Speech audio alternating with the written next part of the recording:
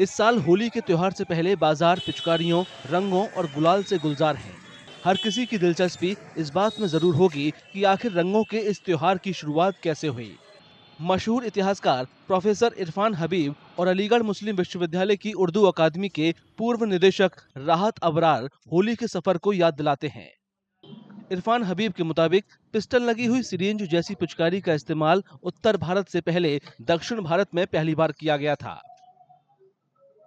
कि दक्कनी पेंटिंग में जो दक्कन मतलब इसकी महाराष्ट्र और तेलंगाना के एरिया में की जो पेंटिंग है उसमें तो ये 16वीं शताब्दी से हमने मिलने लगी, लेकिन मुगल पेंटिंग में ये 17वीं शताब्दी से कुछ जहांगीर के ज़माने से हमको ये मिलती। तो सर कह सकते हैं कि जहांगीर के ज़माने में बांस की यानी लकड़ी की पिचकारी का इस्तेमाल किया जाता था? नहीं, लकड़ी की नहीं थी, मेटल की थी। हबीब बताते हैं कि होली पर एक दूसरे पर रंग डालने के लिए जानवरों की सींग का भी इस्तेमाल किया जाता था। उनके मुताबिक इसी परंपरा से वो पिचकारी निकली जिससे आज के दौर में होली खेली जाती है। हाँ, होली का जिक्र तो वैसे ही मिलता है जैसे आजकल है। मुगल बादशाहों में जैसे मैंने कहा, मैंने पेंटिंग मोहम्मद शाह की तो देखी है होली खेलते हुए, लेकिन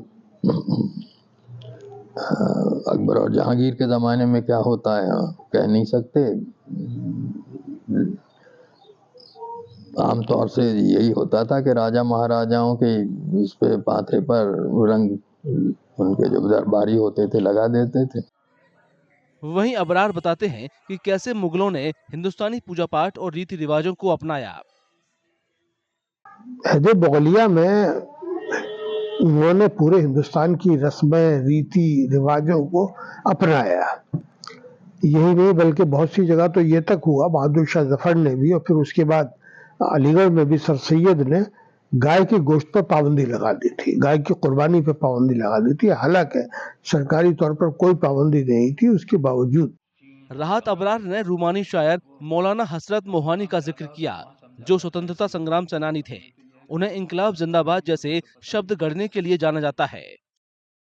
वो बुनियादी तौर पर रोमानी शायर थे और उनको रोमांटिक इश्क था और कृष्ण को वो अपना बिल्कुल वो है मानते थे। और उन्होंने एक शेर भी है, हसरत की भी कबूल मथुरा में हाजिरी।